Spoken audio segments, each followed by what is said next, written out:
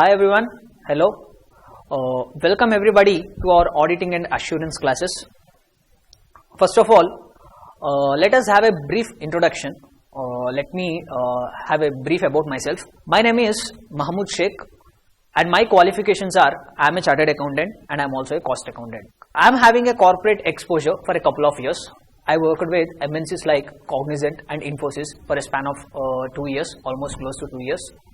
Currently, I am a practicing chartered accountant. I am into practice, and from the last few years, I have been taking up auditing classes for CMA Inter and CA Inter students. This was a brief introduction about myself. So, that was about me. Now, let us go into the subject. So, going forward, I am going to be your faculty for this auditing and assurance subject for the coming periods. First of all, what do you mean by this auditing and assurance? The title of our subject is auditing and assurance. Let us try to have an understanding about the subject first. Let us try to have a brief understanding about the subject first, then we will proceed further. See, as you all might be aware, our entire CA Inter examination consists of two groups. I hope you all are aware of this. We are having group 1 and group 2, right? In group 1 we are having some subjects. In group 2 we are having a few subjects. So our subject auditing assurance, it will form part of which group? I hope you all are aware. Our subject auditing and assurance, it is going to form part of group 1 or group 2. It is going to form part of our group 2 paper 6. Group 2 paper 6. This auditing and assurance paper is going to be for 100 marks. It will form part of your group 2. So that is about this subject. Now, there are other subjects also, right? In group 1, you are having some other subjects like accounting, law, right? So, and few other subjects. In group 2 also, you are having a few subjects. So, in total, you are having 8 papers. In total, you are having 8 papers. A few subjects you are already aware. You had some basic understanding of few subjects. Take for example, accounts. Accounts is not a new subject for you. Accounts is not a new subject. In accounts, you had some basic understanding. You know about journal entries. What do you mean by debit? What do you mean by credit? Right? What are the journal entries? What are ledgers? You all have an understanding of the accounts. Accounts is not altogether a new subject itself. You know what will be there in the accounts. It might be a part of your 12th standard, or it may be a part of, if you are not from a commerce background in Inter, even in CA CPT exam, in CA foundation exam, you might have covered this accounts, fundamental things you know about this accounts. Like, you are also aware of a few concepts of the law also. In foundation, you might have read about this Indian Contract Act, Partnership Act, LLP Act, Companies Act understanding. You had an introduction about law also. You know what law as a subject means. You know what accounts as a subject means. You know what law as a subject means. Like, so out of this entire CA Inter syllabus, a few subjects, you know what does this subjects contain. But there are also a few subjects which you are not yet aware till now. There are a few subjects which you are not aware. You don't know what does this subject consist of. One of such a subject is auditing and assurance.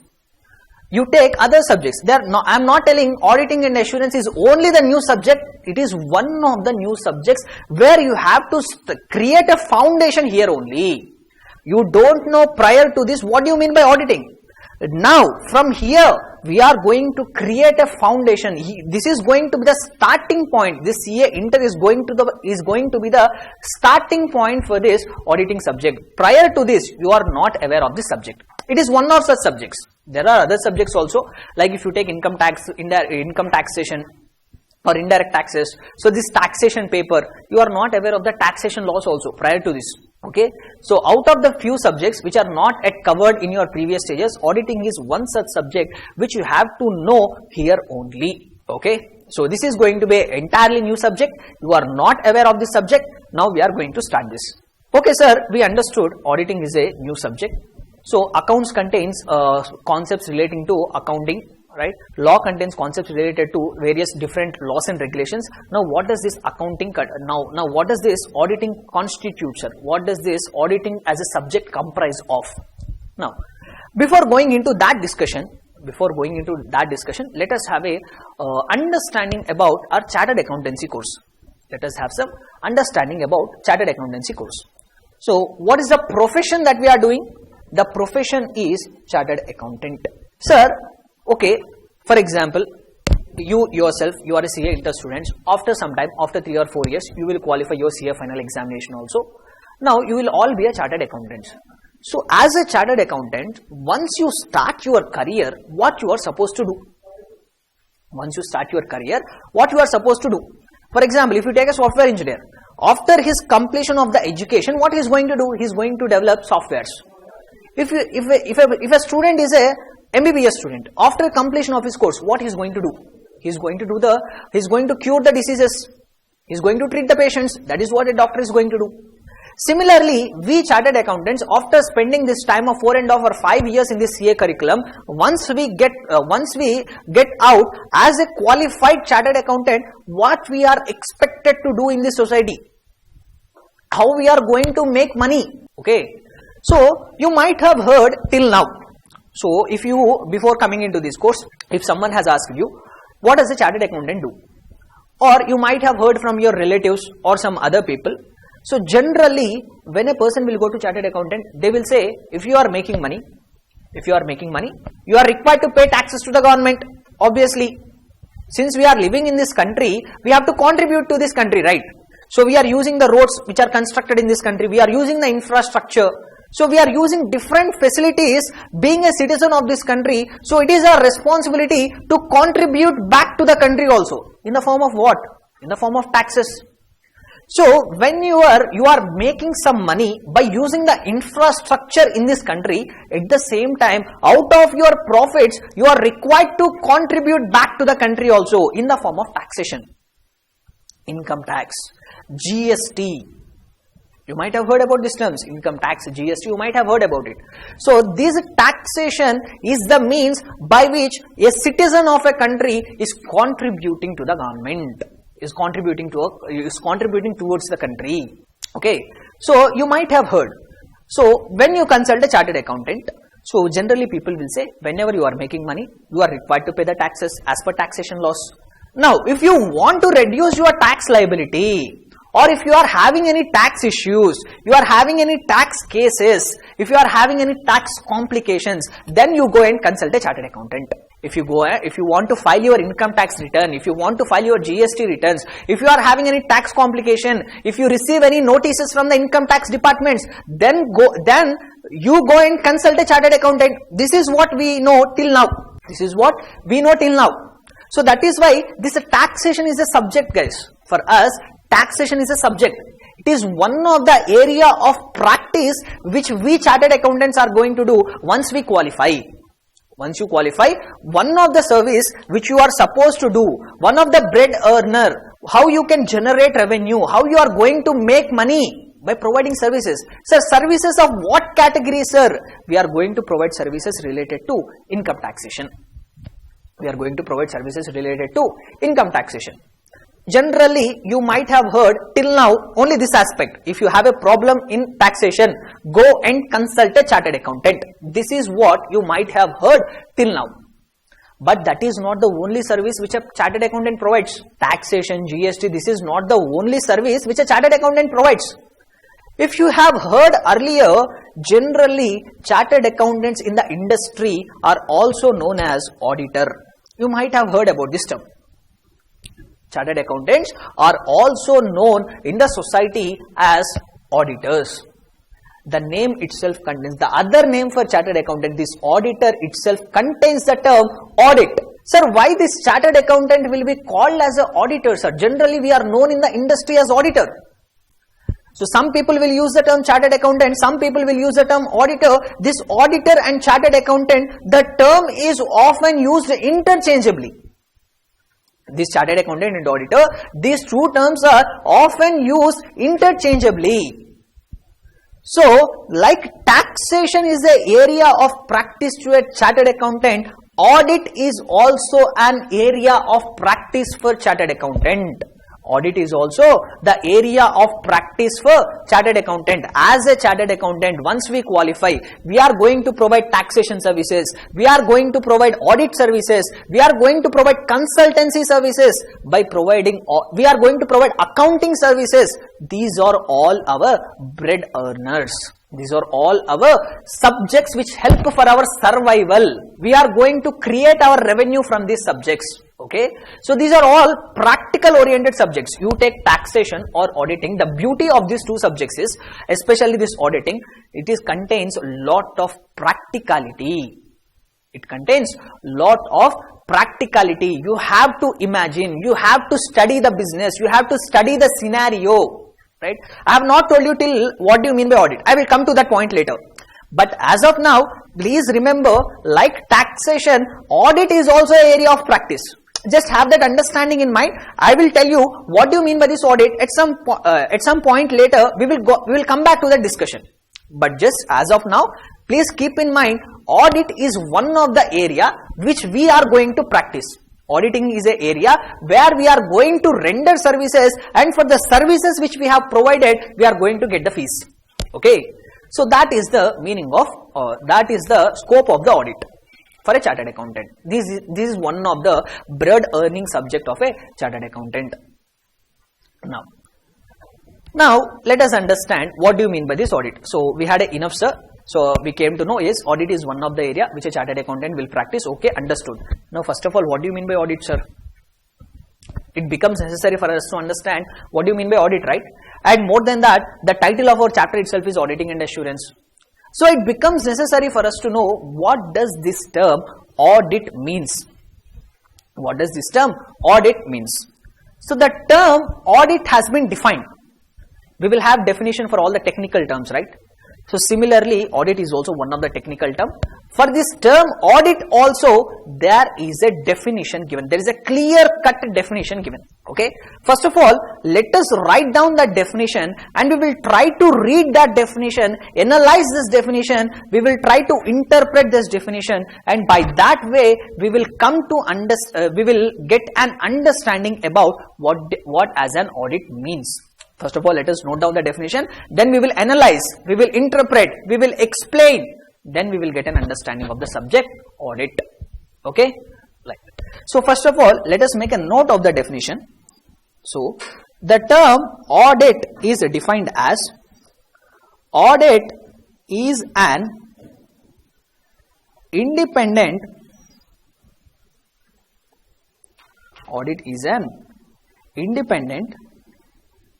examination of financial information of an entity,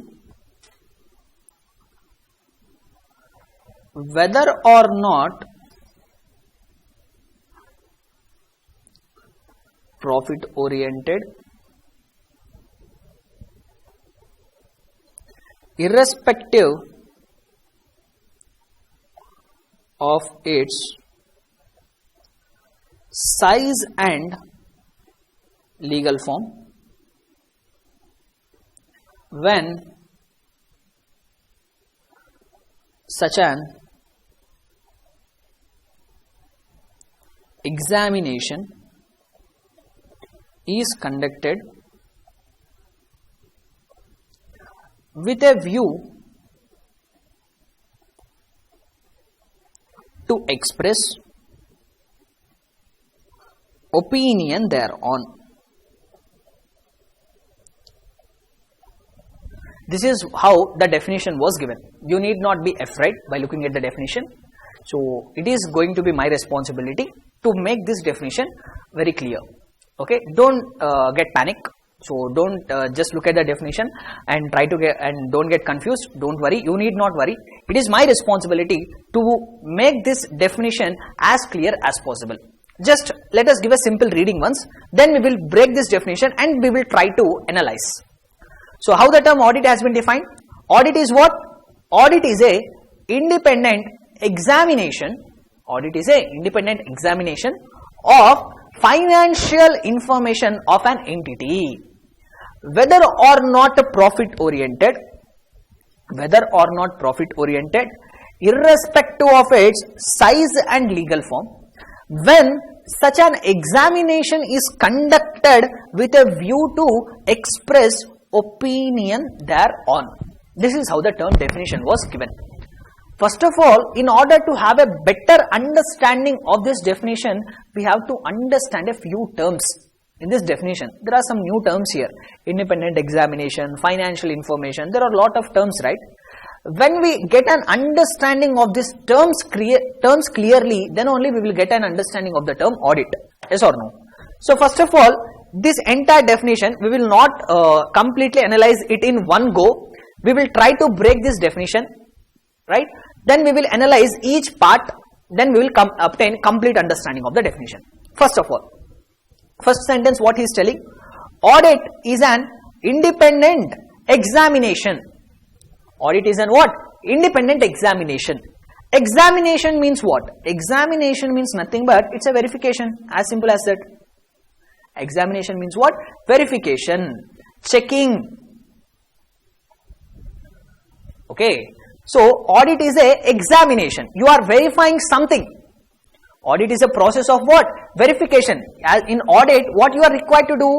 You are required to verify something. You are required to check something. You are required to inspect something. And that examination should be independent. Audit is a process of verification, and that process of verification should be an independent verification. It should be independent.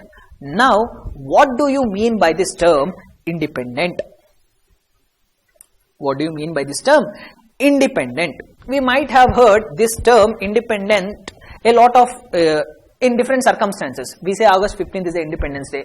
We say so and so person is an independent person. So and so girl is an independent girl. I am an independent person. First of all, what do you mean by this term independence? What do you mean by the term independent? So if you ask me, I will say simply independent means not dependent. Wow. Independent means what? Not dependent. Then what do you mean by dependent? Simply we say, whenever I say what is the meaning of independent, I can simply say not dependent. Yes, not dependent. Then what do you mean by dependent? So the term independent means whatever you are doing, you should not be under the influence of some other person. You should be free from any kind of influence. You should not be influenced by some other person. You should not be influenced by some other person. For example,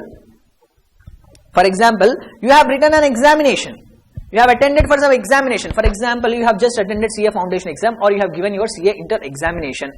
Now, whatever answer sheet that you have written, if I give it to the verification to your parent, if I give it to your parent for the purpose of verification, if I give it to your father or mother for the purpose of verification, will they check it independently? Will they check genuinely? No, right? If I give your answer sheet to one of your parents for the purpose of correction, will they do that correction genuinely? No. Why? Why? Because there is a relationship. No. You have written the exam, your parent is checking. So, whenever you write some mistake also, what your parent will think?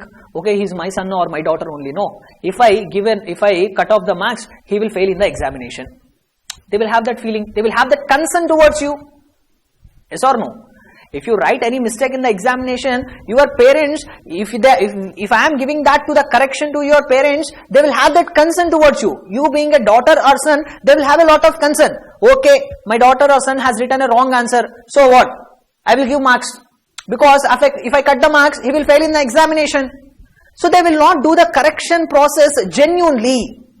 They will not do the correction process genuinely. Here the existence of a relationship of parent and child is going to have an influence on that correction. As obvious as that, right? So such a character, such not free from influence, we say not independent. Whenever you are having some influence, of a third party, you are doing some work, but you are always concerned about the other person. What will happen if I say something is wrong? The other person will get affected. the other person will lose something because of me. So whenever you are not having any such influence, you are doing your work properly, you are not having any concern towards any other person, you are not getting influence, no one is able to influence you. You are doing your work genuinely. If something is right, you are telling it as right. If something is wrong, you are telling your opinion it is wrong. You are not afraid of any person. You are not under influence of any person. Such a characteristic, such a feature, we call it as independence. So audit is also a process of verification. You have to verify something and you have to carry out that process of verification independently without any influence from the third party. Without any influence from the third party, you should be able to carry out that verification. You should verify something, and at the time of verification, you should not be concerned towards any other person. You should, if something is wrong, you have to say it as wrong. If something is correct, you have to say it as correct. You should not get influenced. You should not have concern. You have to do your work sincerely, genuinely, without any influence. Such characteristic we call it as independence. So audit as a process, it involves verification of something. And that verification process should be carried out in an independent manner. That verification process should be carried out without any influence. You should not have any concern. Okay. So such a characteristic we call it as independent. So audit as a process is examination, verification of something, and that verification process has to be done independently. So till now we have completed one part. Audit is an independent examination. I hope you all understood what is this independent examination. We will have much more detailed discussion when we proceed with the next concepts, right? As of now, independent means, just remember, free of influence. Independence means what? Free of influence. We will have a much more detailed discussion in subsequent topics.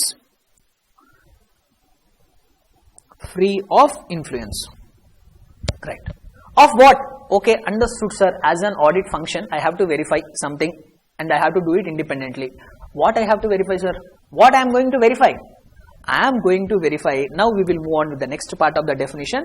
I have to independently examine financial information of an entity. Okay, understood. As an audit, I am doing verification. Verification of what? Verification of examination of financial information. Financial information of any entity, any organization, I have to verify. Now it becomes necessary for us to know what do you mean by this financial information. Now if we know financial information, then we will get an idea. Okay, I have to verify this and this. Okay, so let us spend some time on understanding what do you mean by this financial information. Okay, so you all might have been aware of the term financial statements. You all might have been aware of the term financial statements. You might have heard about this term financial statements. What does this financial statements mean? Financial statement means, you may say, sir, financial statement means balance sheet, sir, profit and loss, cash flow statement. Yes, financial statement means those aspects only. There is a definition given to the term financial statements under the Companies Act. In Companies Act 2013, the term financial statements has been defined. It is defined in some manner. How the term financial statements has been defined under Companies Act, first try to understand that. Okay. So the term financial statements under the Companies Act has been defined as, it is an inclusive definition. So the definition is as follows. It includes, the term financial statements is a inclusive definition. It is not like audit definition. Audit is not an inclusive definition. It is a clear definition. Audit is an independent examination. It has been clearly defined. But whereas a few definitions will be inclusive definitions. It will be like it includes these and these aspects. So like financial statements definition, the term financial statements under Companies Act has been defined as, it is an inclusive definition. It starts like this. It includes the following items. So wherever the definition starts like that, it includes, that is an inclusive definition. If you observe here, audit definition did not start like that. Audit includes this. No. Audit is a clear-cut definition. Audit is an independent examination. Whereas, a few definitions will be inclusive definition. One of such an example is financial statements. Okay. So, it is an inclusive definition. The term financial statements has been defined as follows. It includes balance sheet. It includes what? Balance sheet. It includes statement of P&L. It includes statement of P&L. It includes cash flow statement or statement of cash flows. It includes statement of changes in equity, and it includes notes to accounts. And it includes what? Notes to accounts. So the term financial statements includes all these 5 items. What are they? Balance sheet, which we already know. What does balance sheet contain? Balance sheet contain the details of assets and liabilities. Balance sheet will contain the details of what? Assets and liabilities. Then statement of P&L, nothing but in our common terminology we call it as profit and loss account, right? You might have heard about this term. So in company, when it comes to company, it will be called as statement of profit and loss. It is a statement of profit and loss, nothing but very much similar to our P&L account, which shows details of incomes and expenses for the year and what is the net profit or net loss for that year. Yes or no? So the statement which shows this information of incomes and expenses and what is the net result of these operations. Is it a net profit or is it a net loss? So that statement we call it as statement of P&L. And next one is cash flow statement. This is a statement which shows the information relating to cash inflows and cash outflows during the year. See, as a normal course of business, during the normal course of business, the business will receive daily so many cash flows. It will also make a lot of payments, right? Here cash doesn't include only liquid cash. Here cash includes bank payments also. Everything will be covered here. Cash and cash equivalents. Cash and also anything which is equivalent to cash, like bank balance. It is also equal to cash only, no? So nowadays you are making payments using these UPI apps. That means, are you giving cash? You are not giving cash, no. But still you are making but still you are telling I made a payment. Why? Because bank balance is also equal to cash, right? That is the meaning of cash and cash equivalents. Cash and also anything which is equal to cash, like bank balance, it is also equal to cash only. Okay. So cash flow statement or statement of cash flow, it is a statement which shows you what are the cash outflows that we have made, what are the cash inflows that we have received. A summary of that, a total of the cash inflows and outflows, and along with the details, we call it as a statement of cash flow. Okay. Next one, notes to accounts also we know. SOCE, I will come to that later. First, let us understand about what we already know. We know about balance sheet, we know about statement of P&L, we know about cash flow statement also, we know notes to accounts also. Notes to accounts is nothing but explanatory material for the financial statements. So for example, in balance sheet, you are charging depreciation to the fixed assets. You followed WDV method. How the shareholder will come to know that you followed either WDV or SLM? You have to explain it in the notes to accounts. You have to tell in the notes to accounts. You have to give a disclosure. Sir, we followed WDV method, written down value method for the purpose of depreciation. We have valued the inventory at cost or NRV, whichever is lower. We have measured the revenue on percentage of completion basis. So like that, whatever accounting policies that you have followed, that all needs to be explained separately. We call that information as notes to accounts. That notes to accounts, that disclosures, that explanatory material will also form part of your financial statements. This explanatory material will also form part of your financial statements. So balance sheet. So financial statements include balance sheet, statement of P&L, cash flow statement, notes to accounts. This all we know. Then what do you mean by this statement of changes in equity? What do you mean by this? Statement of changes in equity. This is actually a new term which you might not have heard previously. So let me try to explain what does this statement of changes in equity. Equity means first of all, share capital plus reserves and surpluses. The total of share capital, whatever it could be preference share capital, equity share capital, whatever. Okay. The equity means share capital along with reserves and surpluses. Here reserves and surpluses include everything. Capital reserves, revenue reserves, P&L balance, whatever. The total of these two, share capital along with the reserves and surpluses, this total balance we call it as a equity. For example, the company is having a share capital of some 100 crores. It is having reserves and surpluses. The total of reserves and balance is 50 crores. So the total equity of this company is 150 crores. So equity is nothing but the total of share capital along with the reserves and surpluses. Now, this statement of changes in equity shows you what is the difference between opening balance of equity and what is the difference between opening balance and closing balance of equity, and what are the reasons for the same. So let me explain with the help of example. For example, opening balance, I am having a share capital of 100 crores.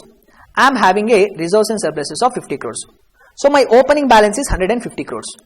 During the end of the year, as on 31st March, so as on 1st of April 2019, I am having equity this much opening balance.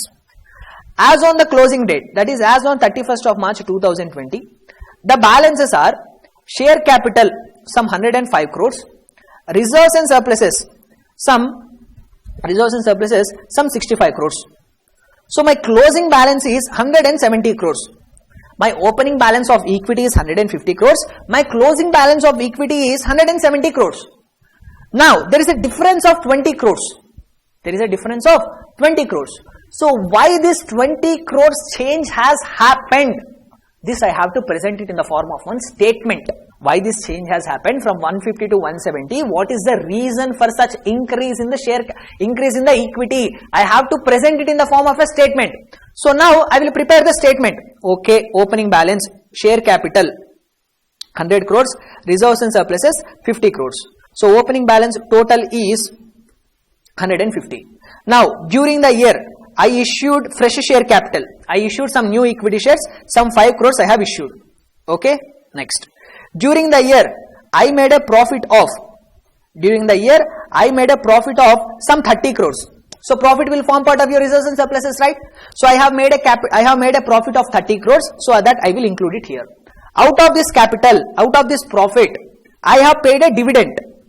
Out of this profit, I have paid a dividend of some 15 crores.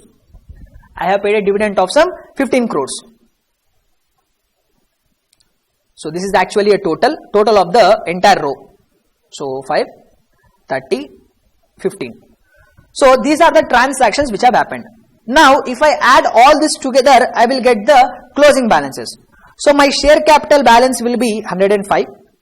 My reserves and surplus balance will be 50 crores opening balance, 30 crores profit, 15 crores dividend. So, total is 65 crores. Now, what is the total? 105 plus 65, 170, which is equal to my closing balance. So, this simply nothing but what I have done here is, this statement is nothing but it is called as statement of changes in equity. The table which I have drew in front of you is nothing but statement of changes in equity. This is statement only, we call it as statement of changes in equity. So, what is this statement showing? This statement is showing what is the difference between opening balance and closing balance, and why it has happened. It has happened, this increase in 20 crores happened because there is a issue of fresh capital of 5 crores, there is an increase in profit of 20 crores, there is a payment of dividend of 15 crores. So, this is the reason why there is a change of 20 crores between the opening and closing balance of equity. This I have presented clearly in the form of one statement. I call this statement as statement of changes in equity, and this statement of changes in equity will also form part of your financial statements. This statement of changes in equity will also form part of your what? Will also form part of your financial statements. So, the term financial statements has been given as an inclusive definition under Companies Act. It is as follows. It is mentioned as follows. So, it includes balance sheet, statement of P&L, cash flow statement, statement of changes in equity, and notes to accounts. All these 5 items put together, we call it as a financial statements. Now, why we have discussed about these financial statements? What is the purpose of discussing these financial statements? Why? Because where we started our discussion, in audit definition, it is mentioned that audit is an independent examination of financial information. So, we want to know about financial information. In the process, we have discussed financial statements. Okay. Now a question might come to you, sir, in the definition the term used was financial information. Now we have discussed about financial statements. Does both refer to one and the same? That means whether the term financial information and financial statements both are same? No, they are not same. So if both are same, in the definition also they could have used these financial statements only. No. If financial information and financial statements both refer to the same thing, then in the definition, instead of using audit is an independent examination of financial information, they can directly say audit is an independent examination of financial statements only, right? So the term financial statements and financial information not one and the same. We understood about financial statements, but that only doesn't mean financial information. Then what do you mean by financial information, sir?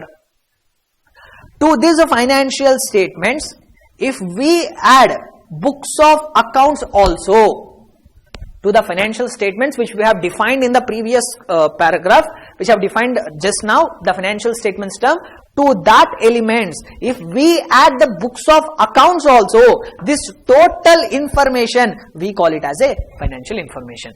The set of financial statements along with the books of accounts, this total information, we call it as financial information. Okay. So now what do you mean by books of accounts, sir? I hope you all are aware. Books of accounts means nothing but the books which we maintain. That books which we maintain for the purpose of recording receipts and payments. What cash we have received, what payments we have made, for that whatever records that we are maintaining, that will form part of your books of accounts, nothing but our cash book.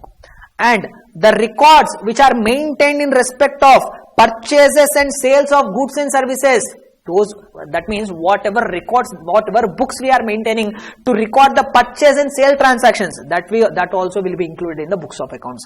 And the records which contain the information relating to assets and liabilities, and the records which contain the information relating to assets and liabilities, that also we call it as books of accounts. Nothing but the accounting aspects which we have read, journal entries, right, ledgers, trial balance, all these are nothing but books of accounts only. These are the source for the preparation of the financial statements. From what we are going to prepare financial statements? From the books of accounts only. No. How can we prepare balance sheet and P&L? From the trial balance. How trial balance will be achieved? From the ledger balances. How ledgers will be created? From the journal entries. Able to understand? So these books of accounts are nothing but source. They are the starting point. They are the source for the preparation of the financial statements. So these books of accounts, these journal entries, ledgers, trial balances, fixed asset register, all other books of accounts that are maintained along with the financial statements. Financial statements here include balance sheet, profit and loss, cash flow statement, statement of changes in equity, and notes to accounts. These 5 items along with the books of accounts, all of this information put together, this consolidated information, we call it as financial information. Okay. So this is the meaning of financial information. Financial statements along with the books of accounts, this total information, we call it as financial information. So as an auditor, you are required to verify something, and that you have to do independently without any influence. You have to do verification. What you have to verify? Financial information you have to verify. What do you mean by financial information? Financial statements along with the books of accounts of any entity, of any organization. Okay. So now you might have got a clarity. So we have completed only a part of the definition. Till here we have completed. So audit is an independent examination of financial information of an entity. So as an auditor, we are required to verify something, that too independently. What we are required to verify? Financial information. What do you mean by financial information? Financial statements along with the books of accounts. So we were discussing about the definition of the audit. In that, till now what we have discussed. So we have noted down the definition. In that definition, we have broken down the entire definition into different parts, and we were starting to analyze each part one by one. So we have seen that audit is what? Audit is a process of examination. That is nothing but verification, and that the process of verification should be independent without any influence. And what you are supposed to verify? You are supposed to verify financial information of an entity. So we were trying to understand what does this financial information include. For that purpose, we have seen what is the definition of the term financial statements as per the as per the Companies Act 2013, to these financial statements, if we add the books of accounts, then this total information we call it as financial information. So as an auditor, you are supposed to independently verify the financial information of an entity. Next, let us come to the next part of the definition. Whether or not profit oriented, what they are telling you, whether or not profit oriented, whether that entity is profit oriented or not, we are not going to be concerned about that. The entity can be a profit oriented entity, the entity can be a non-profit oriented entity also. Entity can be a profit oriented, it can be a non-profit oriented also. Whatever may be the entity, whether it is profit oriented or not profit oriented, it doesn't matter to the audit function. What do you mean by this? So let us take a few examples. Right. So there is a Reliance company. Is Reliance company is a profit oriented entity or non-profit oriented entity? Or take for example Infosys, Tata Consultancy Services, TCS, whatever examples you take. All these companies, are they profit oriented or not profit oriented? Obviously, they are all companies running the business with the intention of making profit, right? Reliance is running with the intention of making profit. TCS is being run with the intention of making profit. TCS is being run with the intention of making profit. So, all these companies are profit oriented entities. All these entities are profit oriented entities. For these entities, audit is going to happen. There will be Section 8 companies also. There will be what? Section 8 companies. The companies which are not constituted for the purpose of profit, they are constituted for some other purposes like charitable services, right? Eradicating poverty, like that, whatever it could be. So, like for example, or you take some trust, like some temples, right? So, temples, mosque, church, all these entities, all these religious places, they are incorporated as a trust or a society. Okay, so these religious entities also receive the donations, right? They also receive donations from the devotees. They are also having some expenditure. They incur expenditures for the purpose of temple, mosque or church, whatever you take. Electricity expenses will be there. So there will be lot of expenses for these societies also, for these religious places, or take some charitable institutions like the institutions which are working for helping the poor people. So like that, there can be entities which are not for profit or which are existing not for profit. For those entities also audit will happen. See, if it is a profit oriented entity, it will have balance sheet, P&L, like that. If it is a non-profit oriented entity, you might have read it in the CA Foundation. If it is a non-profit oriented entity, the financial statements comprises of income and expenditure, receipts and payments, balance sheet, whatever it could be. We are having a set of financial statements. For a profit oriented entity also, we will have some set of financial statements. For a non-profit oriented entity also, we will be having a books of accounts. For them also, we will be having financial statements. Right. So in profit oriented entity, we call profit and loss account, balance sheet, like that. In a not profit oriented entity, we call them income or expenditure account, receipts or payments account, balance sheet. So whatever may be it, whether it is existing for the purpose of profit, whether it is not existing for the purpose of profit, whatever it could be, every entity is going to have financial statements. Every entity is going to have books of accounts. So whatever may be the objective of the entity, it is a profit oriented, not profit oriented, it is immaterial for the auditor. If you are appointed as auditor of a profit oriented entity like Reliance, Infosys, TCS, they will be having balance sheet, profit and loss and books of accounts. So as an auditor, what you are supposed to do for that profit oriented entity, whatever books of accounts are there, whatever financial statements are there, that you will verify. If you are appointed as auditor of non-profit oriented company, like some trust society, some religious place or some Section 8 company, if you are appointed as auditor of that non-profit oriented organization, for that non-profit oriented organization also, you will be having some financials like income or expenditure, receipts or payment, balance sheet. They will also be maintaining some books of accounts. For whatever donations they are receiving, whatever they are expending, they will also maintain books of accounts. So if you are appointed as auditor of such non-profit oriented entity, there also you go and verify financial information. Okay, audit is going to be the same. Your process of examination is going to be same for profit oriented entity, non-profit oriented entity. For both, what you are supposed to do whenever you are appointed as an auditor, you are supposed to independently examine the financial information. It doesn't matter whether the entity is a profit oriented or not. It doesn't matter. Whatever could be the entity. It could be profit oriented. It could be not profit oriented. It could be non-profit oriented. Your objective as an auditor is to verify financial information, whatever available. So that's why they are telling audit is an independent examination of financial information of an entity, whether or not profit oriented.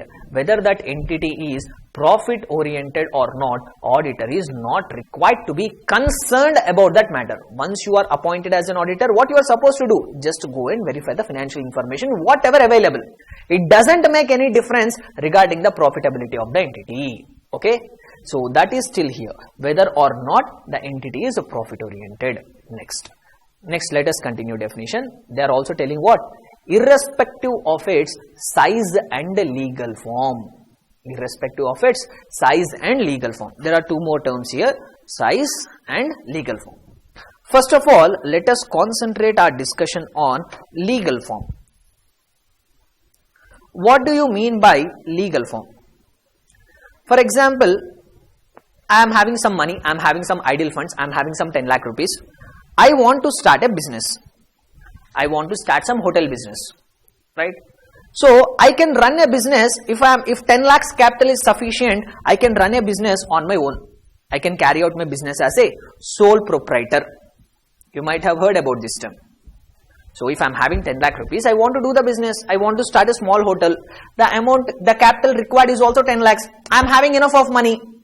Right. So on my own, without any person's involvement, I can start a business. I can start my business as a sole proprietor. Or, for example, if capital is not sufficient, the capital required for start, I want to start some big hotel. So the capital required is 20 lakhs, but I am having only 10 lakhs. What I can do? For example, my friend is telling, okay, you contribute 10 lakhs, I will contribute another 10 lakhs. We both friends, we agreed that we are going to contribute 10 lakhs each. We are going to start a hotel business. From running that hotel business, whatever profits we will get, that profits will be shared between me and my friend 50-50. In equal percentage, we are going to share the profits. So here, how I am carrying out the business? Here I am carrying out the business in the form of a partnership. Yes or no? So earlier, I want to start a small hotel, 10 lakhs capital is sufficient, I can carry out the business as a sole proprietor. Now, I am having lack of capital, I am getting some other person, he wants to contribute, we both want to carry out the business and share the profits. So I can carry out the business as a partnership. Yes or no? Or if you want to if you are planning even for a larger business, you can start a company. You can become members. If a group of people can join, a group of people can contribute the capital, can subscribe to the share capital, and they can become members, they can become directors, and they can form a company, and in the name of the company they can run the hotel business. Okay, so they can form it as a LLP.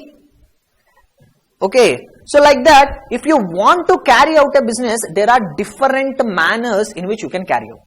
That we call it as a legal form. The constitution of the business, how the business is constituted, how the business is legally set up. Okay, so if you are aware, in income tax, you will be having an SSC definition. We will be having a definition to the term SSC. SSC includes any person. He could be an individual. He could be a partnership firm. He could be a company. He could be a society. He could be a HUF, family business. He could be a society. It could be a trust. It could be a association of persons. So this is nothing but we call it as what? Legal form. Legally how the business is constituted, how we are creating a business. What is the legal structure we are giving it to a business? Whether we are starting it as a sole proprietor, partnership, company, what is the legal structure we are giving it to the business? That is called as legal form, which is very much similar to SSC definition in the Income Tax Act. Okay, so this legal form, here in the definition they are telling irrespective of the legal form. Irrespective of the legal form. What do you mean by this? Here they are telling that legal form of the business is also not relevant for the auditor. Auditor need not be concerned about what is the legal form, whatever it could be the legal form. whatever it could be the legal form. For example, there is some hotel business, as I have said. If I constitute either as a sole proprietor, what business I am going to do? I am going to prepare the food, I am going to sell it, whatever it could be. I am going to prepare food, it could be meals, biryani, whatever. I will prepare the food, I will cook the food, sell it to my customers, make a profit. If I start as a partnership firm, then also I am going to do the same business only, right? If I am starting my hotel as a partnership firm, then also I will do the same business. I am going to prepare the food, I am going to sell it to the customers, I am going to realize the money. If I start it as a company, then also same business I will do. Okay. But only what is the difference? If you are a sole proprietor or a partnership firm, you will prepare financial statements. If you are sole proprietor, partnership firm, company, whatever it could be, you are going to have financial statements. But only format will change. If it is a company, you have to follow vertical format.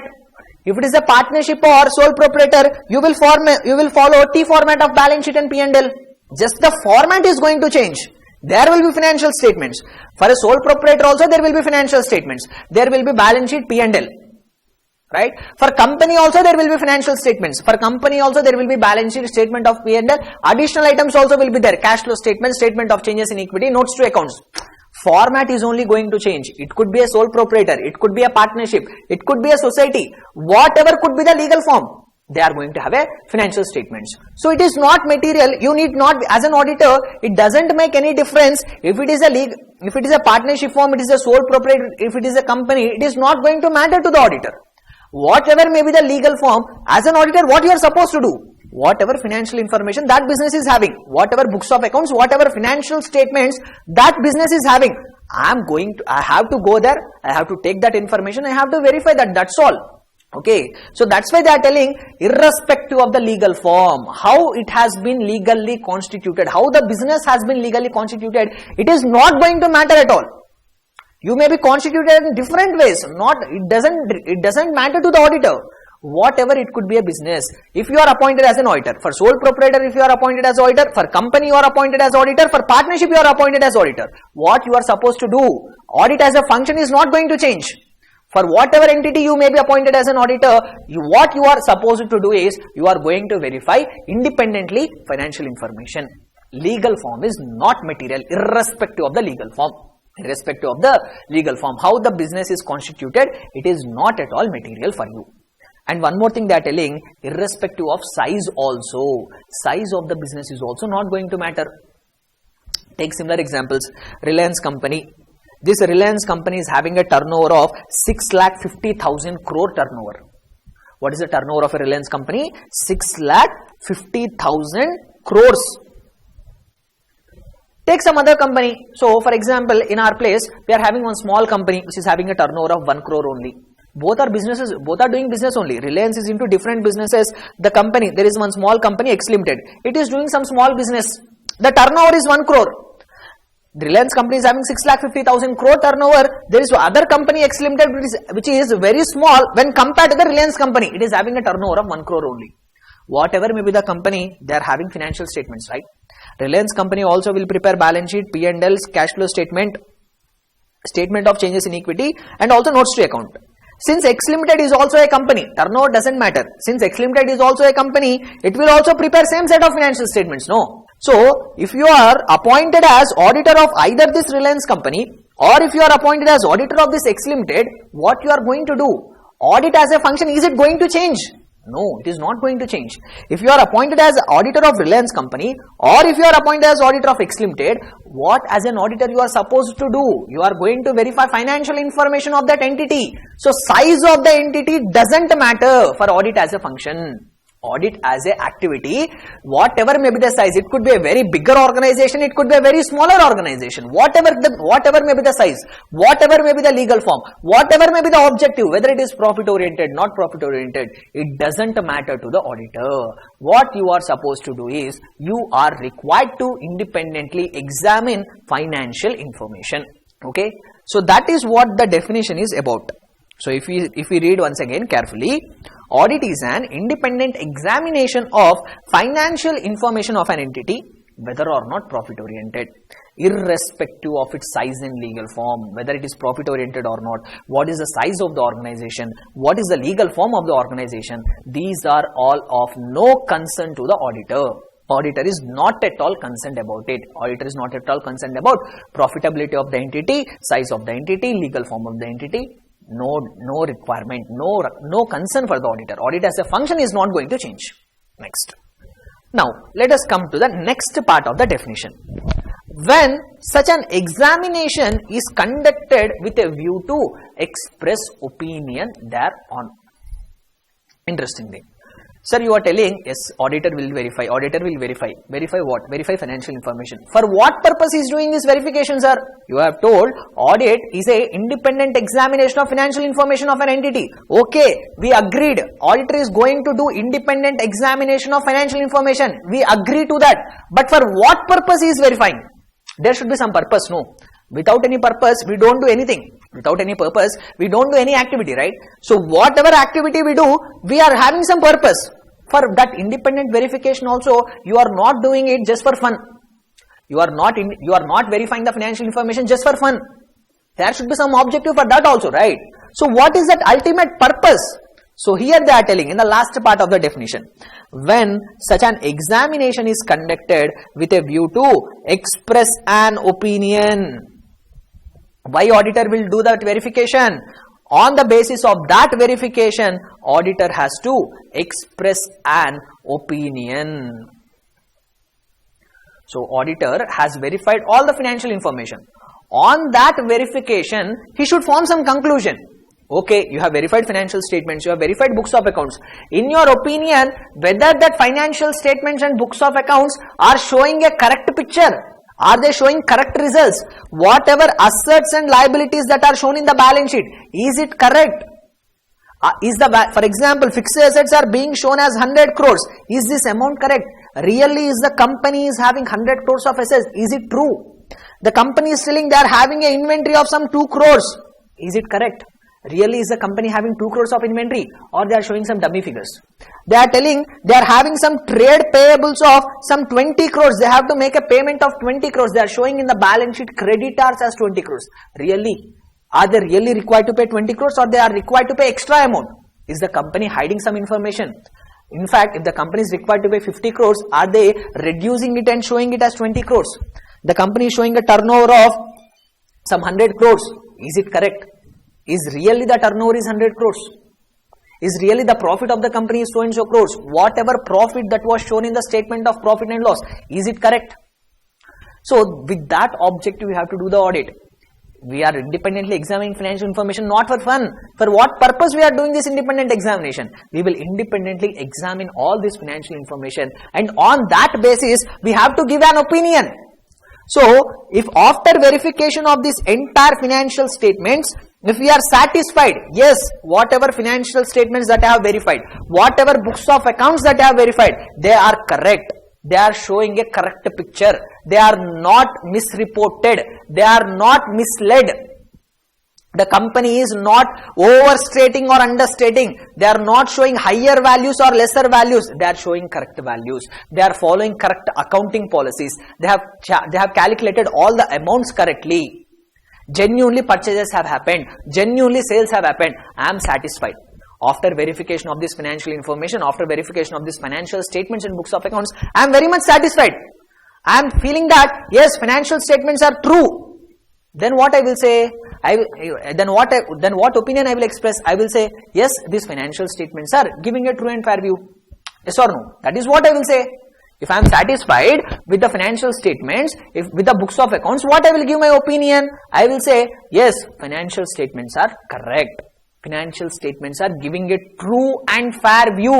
What I will say? Financial statements are giving a true and fair view. You might have heard about this term, true and fair view.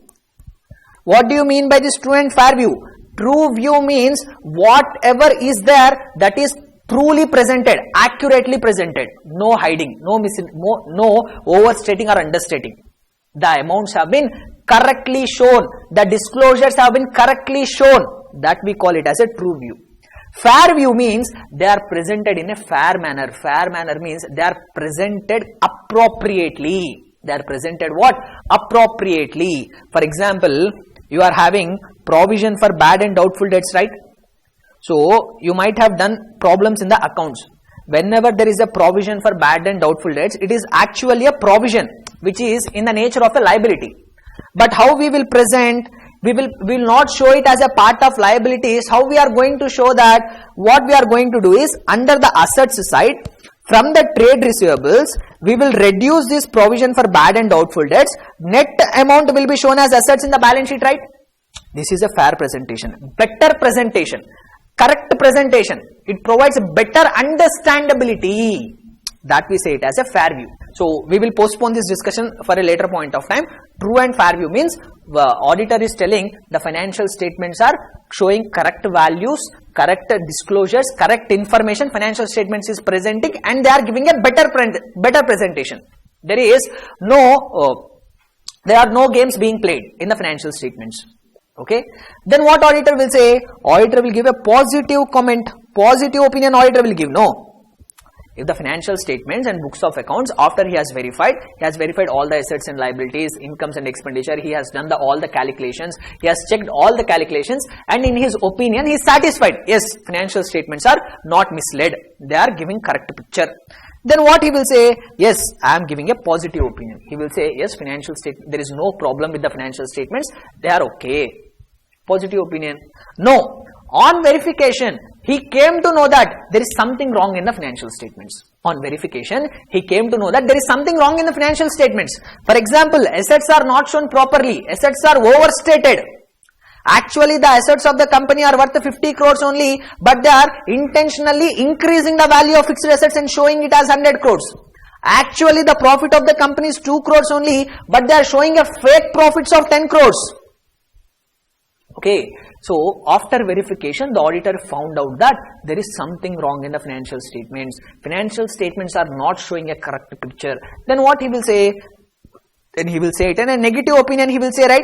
What he will say? Don't believe the financial statements. Financial statement, there is something wrong in the financial statements.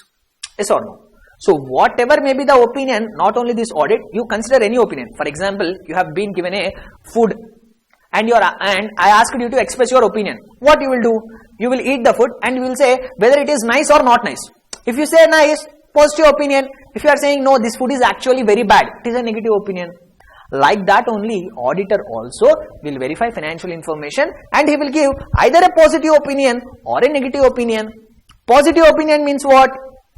Positive opinion means that whatever financial statements and books of accounts of the company are there, those are correctly presented. They don't contain any mistake. Okay, that opinion is called as positive opinion. Then, on the other hand, if after doing the audit, after verification, if the auditor found out that there is something wrong in the financial statements, then what he will say? Negative comment he will give. No, don't believe the financial statements. There is something wrong in the financial statements. So, this ultimate objective of the entire process of auditing is to express that opinion only. Why we are doing this audit? Why we are independently verifying the financial information? Why we are verifying financial statements and books of accounts? Why we are doing all this activity? There should be some purpose. There should be some objective. That ultimate objective or purpose is to express an opinion on the financial statements. That opinion could be either a positive opinion or negative opinion. So actually this is not the terminology, but for our sake of understanding, we are using these terms positive opinion and negative opinion.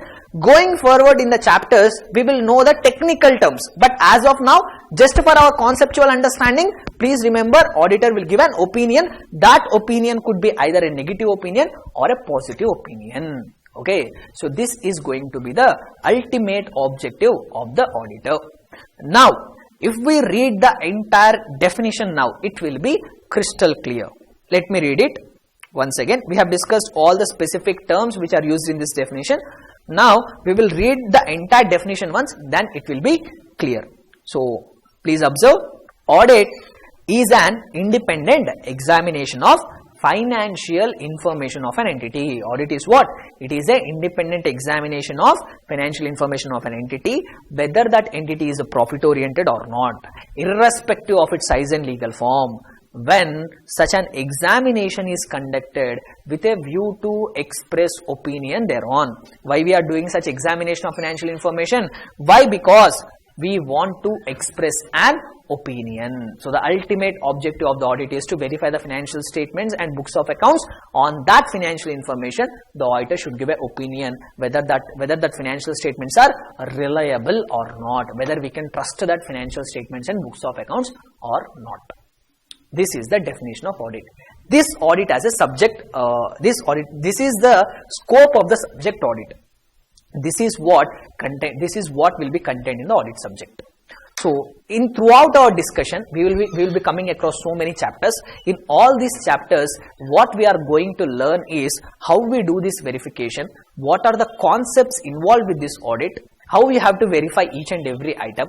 As an auditor, what you are supposed to have, what qualities you should have, what are the techniques that you have to follow, right? So all these concepts we are going to discuss chapter wise. Each chapter will be dealing with a specific concept that we are going to cover throughout our entire auditing subject. Okay, this is what audit as a subject means. This is what audit as a concept means. So I hope with this you all had a better understanding of what is this audit subject as a whole. Okay.